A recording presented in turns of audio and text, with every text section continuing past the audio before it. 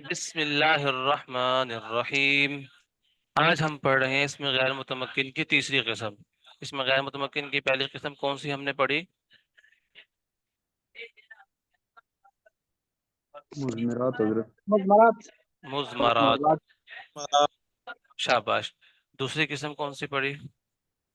اسماء اسماء اشارہ اشارہ اشارات اسماء اشارات، ٹھیک ہے۔ آج ہم تیسری پڑھیں گے، اسماء موصولہ، یا پھر بس اسماء موصولہ، ٹھیک ہے جی۔ اچھا جی، اسماء موصولہ، سب سے پہلے اس کی تعریف کو دیکھ لیتے ہیں کہ اسماء موصولہ اس اسم کو کہتے ہیں جو جملے کا کامل جز بننے کے لیے صلے کا محتاج ہے، ٹھیک ہے بھائی۔ اسماء موصولہ کیا ہوتا ہے؟ یہ جملے کا جز بنتا ہے، ٹھیک ہے، لیکن جملے کا مکمل جز نہیں بنتا جب تک اس کے بعد صلہ، جب تک صلہ نہ اس کے ساتھ ملا لیا جائے۔ بات سمجھ میں آ گئی؟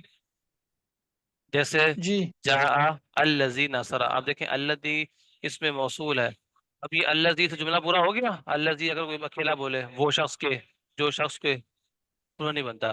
اس کے بعد جو آتا ہے وہ اس کا صلہ کہلاتا ہے۔ تو اس اسماء موصولہ اس اسم کو کہتے ہیں جو جملے کا کامل جز بننے کے لیے صلے کا محتاج ہو، ٹھیک ہے۔ اب صلہ کیا ہوتا ہے؟ صلہ اس جملے کو کہتے ہیں جو اس میں موصول کے بعد ذکر ہو، مذکور ہو یا ذکر ہو، ٹھیک ہے۔ یعنی معلوم ہوا کہ اس میں موصول کے بعد صلہ ہی ہوگا اور کوئی نہیں ہو سکتا، ٹھیک ہے۔ یعنی اس میں موصول اور صلے کے درمیان فاصلہ کسی اور لفظ کا نہیں آ سکتا۔ بات سمجھ میں آئی؟ جی صلہ کیا ہوتا ہے؟ اس جملے کو کہتے ہیں جو اس میں موصول کے بعد مذکور ہو۔ اس میں موصول کے بعد جو بھی مذکور ہوگا وہ اس میں موصول کا کیا کہلائے گا؟ صلہ صلہ کہلائے گا۔ تو اس میں موصول اپنے صلے کے ساتھ مل کر کیا بن جائے گا؟ جملے کا کامل جز بن جائے گا، ٹھیک ہے۔ جی بات سمجھ میں آئی؟ یعنی یوں سمجھ لیجئے کہ جس طریقے سے آپ نے پیچھے پڑھا تھا مضاف مضاف الیہ پڑھا تھا، موصول صفت پڑھا تھا، جار مجرور پڑھا تھا، اسی طریقے سے یہاں پر کیا پڑھیں گے آپ؟ موصول صلہ۔ کیا پڑھیں گے؟ موصول صلہ موصول صلہ۔ یاد رہے گا یہ لفظ دونوں؟ انشاءاللہ۔ چلیں شاباش۔ آگے ہے اس میں موصولہ کی تعداد 16 ہے۔ کون کون سے ہیں آپ نے یاد رکھنے ہیں؟ الذی واحد مذکر کے لیے، تثنیہ مذکر کے لیے اللذانی اور اللذینی، وہی صورت جو آپ نے پڑھی تھی، ہاذانی اور ہاذینی، ٹھیک ہے، وہی صورت یہاں بتا رہے ہیں، اور ہاتانی اور ہاتینی۔ اس طریقے سے یہاں پر کیا آئے گا؟ اللذانی اور اللذینی، ٹھیک ہو گیا، رجلانی اور رجلینی۔ اسی طریقے سے الذین جمع کے لیے، اور واحد مؤنث کے لیے کیا آئے گا؟ اللتی، اور تسنیہ کے لیے اللتانی اور اللتینی۔ اللتانی رفیع حالت ہے، الف، ٹھیک ہے، الف جو ہے وہ اس کا رفع پر دلالت کر رہا ہے، اور اللتینی نصبی حالت میں بھی اللتینی ہوگا اور جری حالت میں بھی اللتینی ہوگا، ٹھیک ہے۔ یہ یا ساکن ما قبل زبر، ٹھیک ہے، یہ نصب اور جر کی جو ہے وہ علامت ہے تسنیہ کے اندر صرف۔ جمع مؤنث کا اعراب ہے اللاتی، اللواتی اور اللائی، یہ سارے استعمال ہوتے ہیں، جیسے اللائی واللائی لم یحضن من المحیض، قرآن میں آتا ہے نا؟ کیا آیت ہے؟ کون پڑھے گا؟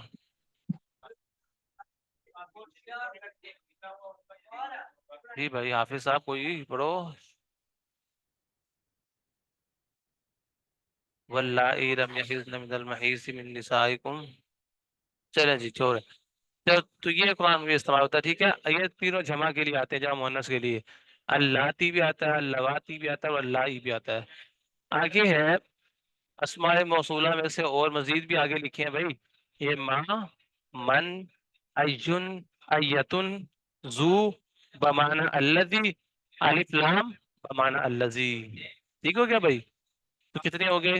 1 2 3 4 5 6 7 8 9 10، اور ماہ 11، من 12، ایون 13، ایتن 14، زو یعنی وہ والا زو جو الذی کے معنی میں ہو 15، الف لام وہ والا جو الذی کے معنی میں ہو، ٹھیک ہے۔ تو یہ کتنے ہو گیا 16. بات سمجھ میں آئی بھائی؟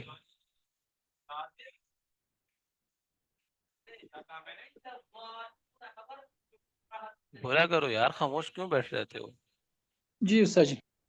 ٹھیک ہے، تو یہ آپ نے جو ہے وہ 16 اسماء موصولہ یہ یاد رکھتے ہیں.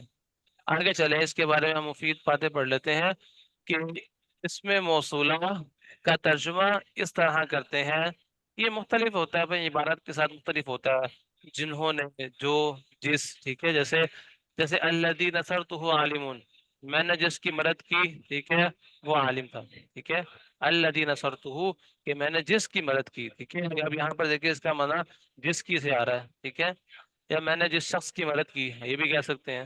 ٹھیک ہے، جب آپ نے عالم کہہ دیا تو اب یہ بھی آ سکتا ہے میں نے جس شخص کی مدد کی وہ عالم تھا. تو اس کا معنی اس طریقے سے ہوتا ہے. فائدہ نمبر 1، من اور ما، یہ بھی اس میں موصول ہے، اور یہ مفرد، تثنیہ، جمع، مذکر، مؤنث سب کے لیے مشترک ہیں، یعنی سب میں ایک جیسے استعمال ہوتے ہیں. ٹھیک ہے، یعنی ایسا نہیں ہو سکتا کہ بھائی تثنیہ ہو تو ماں کا تثنیہ لے کر آؤ، یا من کا تثنیہ لے کر آؤ. جمع ہو رہا ہے تو ماں کا جمع لے کر آؤ، من کا جمع لے کر آؤ. مذکر ہو رہا ہے تو ماں کا مذکر لے کر آؤ، ماں کا مؤنث لے کر آؤ، من کا مذکر لے کر آؤ. ایسا نہیں ہوتا. یعنی اس کے بعد اگر جو ہے وہ مذکر ہو، مؤنث ہو، سب جگہ پر یہ ماں من ایسے ہی رہیں گے. ٹھیک ہے، یہ سب کے لیے ایک جیسے رہیں گے. بس دونوں میں فرق کیا ہوگا؟ فرق یہ ہوگا کہ من، اس کا استعمال اکثر ذوی العقول، عقل والوں کے لیے کیا جاتا ہے، اور ماں، اس کا استعمال اکثر غیر ذوی العقول، عقل نہ رکھنے والوں کے لیے کیا جاتا ہے. ٹھیک ہو گیا بھائی؟ یہ فائدہ نمبر 1 تھا من اور ماں کے بارے میں. ٹھیک ہے؟ فائدہ نمبر 2 ہے ایون اور ایتن کے بارے میں. ایون اور ایتن یہ بھی اس میں موصول ہے. ایون اور ایتن یہ ذوی العقول اور غیر ذوی العقول دونوں کے لیے استعمال ہوتے ہیں. اور لیکن فرق کیا ہے دونوں میں؟ ایون یہ واحد مذکر، تثنیہ مذکر اور جمع مذکر کے لیے آتا ہے، اور ایتن یہ واحد مؤنث، تثنیہ مؤنث اور جمع مؤنث کے لیے آتا ہے. ٹھیک ہے، بات سمجھ میں آئی؟ جی استاد جی. اچھا جی، تو یہ آپ نے جو ہے اس سے کرنا ہے. یہ فائدہ جو ہے وہ آپ چھوڑ دیجیے گا، کیونکہ اس فائدے کو پڑھاؤں گا تو مکمل آپ کو ایک لمبی تفصیل پڑھانی پڑے گی کہ اس میں جو ہے وہ صورت معرب کون سی ہے، مبنی کون سی ہے. ٹھیک ہے، آپ نے یہ یہاں تک یاد رکھنا ہے من اور ماں کے ذریعے، کہ من اور ماں میں جو ہے وہ مفرد ہو، تثنیہ، جمع ہو، مذکر ہو، مؤنث ہو، وہ سب کے لیے مشترک یہی آئے گا. اور من کا صرف فرق یہ ہے کہ یہ ذوی العقول کے لیے اور ماں غیر ذوی العقول کے لیے، جو آپ نے طریقۃ الاسیہ پڑھا تھا. اور فائدہ نمبر 2 آپ نے پڑھنا ہے کہ یہ ایون ایتن یہ ذوی العقول عقل رکھنے والوں کے لیے بھی آتے ہیں، غیر ذوی العقول کے لیے بھی آتے ہیں، دونوں. لیکن دونوں میں فرق یہ ہے کہ ایون یہ مذکر کے لیے آتا ہے، اور ایتن یہ کس کے لیے آتا ہے؟ مؤنث کے لیے. مؤنث کے لیے آتا ہے. اچھا جی، یہ آ گیا فائدہ نمبر جی جی یہ ایون اور ایتن کس معنی میں آتا ہے؟ جی یہ کس معنی میں آتا ہے اس کا؟ ہم مثالیں آئیں گی نا تو آپ کو اس میں ہو جائے گا. جی جی استاد. اس کا کوئی خاص اتنا خاص معنی نہیں ہوتا. سے مثال یہاں پر بھی جی آ رہی ہے نا، یعجبنی ایہم قائم، کہ مجھے تعجب میں ڈال دیا ان کے جو ہے وہ کھڑے ہونے نے. اتنا خاص ان کا کوئی معنی نہیں ہوتا. اور مررتو میں گزرا بھی جی استاد. ایہم قائم. ٹھیک ہے، باقی جب مثال آئے گی تو اس میں دیکھیں گے ترجمہ میں کتنا جو ہے وہ فرق آتا ہے. اس کے بعد آگے ہے جی زو.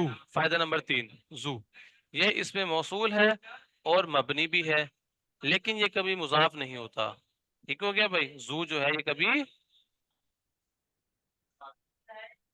بتائیں، زو مضاف کبھی نہیں ہوتا. مضاف نہیں ہوتا. ٹھیک ہے، یہ مبنی ہے کیونکہ ہم اسماء موصولہ کے اندر اس کو پڑھ رہے ہیں، لہذا یہ بھی مبنی میں شامل ہوگا. اس سے مراد بنی طے کی لغت والا زو ہے. ٹھیک ہے بھائی، اس سے مراد کون سا والا زو ہے؟ بنی طے کی جو لغت تھی نا، وہ والا زو مراد ہے. اور وہ جو زو تھا وہ الذی کے معنی میں تھا. جیسے جاءنی ذو ضربک، ٹھیک ہے، جاءنی ذو ضربک، یعنی اس کی وضاحت کر رہے ہیں، جملے کو کھول کے لکھ رہے ہیں، آئی کی تفسیر بیان کرتا ہے. آئی تفسیر کے لیے آتا ہے، یعنی ماں بعد جملے کی تفسیر بیان کر رہا ہوتا ہے. جیسے تو اصل یہ کھول کر بیان کر دیا کہ جاءنی الذی ضربک، ٹھیک ہے بھائی.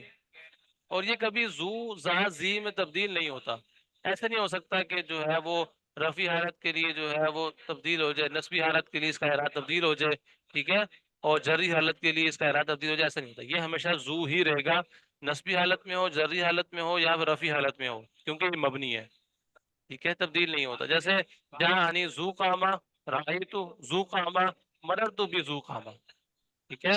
جاءنی میں گزرا، ٹھیک ہے، اس شخص کے پاس سے جو کھڑا تھا، ٹھیک ہے. رأیت میں نے دیکھا اس شخص کو جو کھڑا تھا، ٹھیک ہے. مررت میں گزرا اس شخص کے پاس سے جو کھڑا تھا. تو یہ دیکھیں اس شخص کے پاس سے ہم ترجمہ کر رہے ہیں، یعنی الذی والا اس کا معنی کر رہے ہیں، ٹھیک ہے. تو یہ زو جو ہے وہ الذی کے معنی میں ہوتا ہے. اور ایک زو جو ہے وہ صاحب کے معنی میں بھی ہوتا ہے، ٹھیک ہے. زو کون سے معنی میں ہوتا ہے؟